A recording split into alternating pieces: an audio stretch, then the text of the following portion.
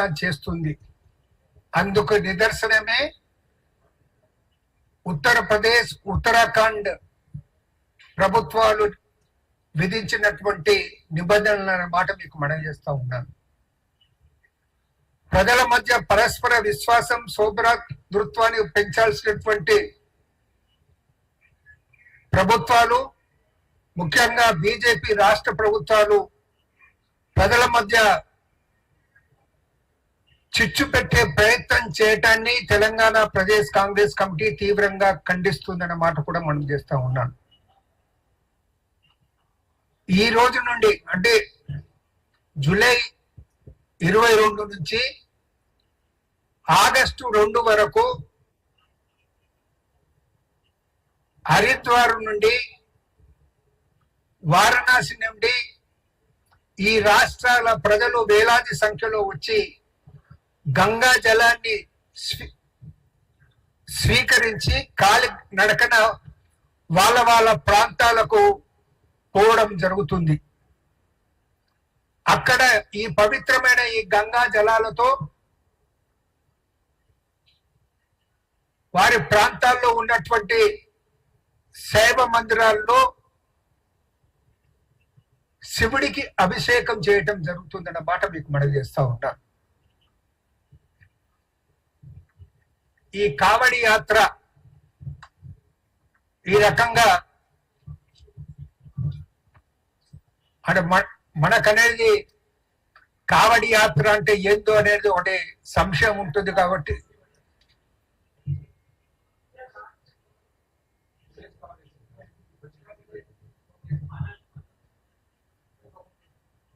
So ఇట్లా ఈ కావడి, ఇందులో మీకు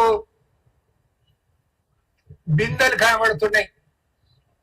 ఆ కర్రకనేది ఆ బిందెలను తాడుతో కట్టి ఆ బిందెల్లో నీళ్లు గంగా జలాన్ని స్వీకరించి వారి ప్రాంతాలకు కాలి నడకన వెళ్ళటం అనేది ఒక సంప్రదాయం. వేలాది మంది భక్తులు పాల్గొంటారు. ఇందులో ప్రభుత్వాలకు వాళ్ళకు తగిన ఏర్పాట్లు చేయటం ప్రభుత్వాల విధి. ఏ రకంగా అయితే మన దగ్గర బోనాలు జరుగుతాయో, గణేష్ ఉత్సవాలు జరుగుతాయో, ఆ సందర్భాల్లో ప్రభుత్వాలు ఏర్పాటు చేసినట్టు ఈ యాత్ర సందర్భంలో కూడా ప్రభుత్వాలు ఏర్పాటు చేయడం అనేది అది సహజమే. కానీ నీచ బుద్ధి ఈ ప్రభుత్వాలది. ఆదిత్య యోగినాథ్ యొక్క నీచ బుద్ధి ఏంటంటే, ఇంతకు ముందే కొన్ని ప్రకటనలు కొందరు చేయటం జరిగింది. ఈ యాత్రలో పాల్గొనేవారు కేవలం హిందువుల తమ మతం వారి యొక్క షాపుల్లోనే, హోటల్లోనే పోవాలి, ఏమైనా ఖరీదు చేస్తే చెయ్యాలి, తింటే తినాలి అనే మాట వారు చెప్పడం జరిగింది. ఇప్పుడు వాళ్ళకు ఆర్డర్ రూపంలో ఇచ్చింది ఏంటంటే, అది తోపుడు బండి కానివ్వండి, హోటల్ కానివ్వండి, దుకాణం కానివ్వండి, యజమాని పేరు రాయాలి. యజమాని పేర్లతో పాటు అందులో పనిచేసే సిబ్బంది పేరు కూడా రాయాలన్నమాట పేర్కొనడం జరిగింది. కొన్ని వార్తలు రావటం జరిగింది కొన్ని సోషల్ మీడియాల్లో. కొన్ని ప్రాంతాల్లో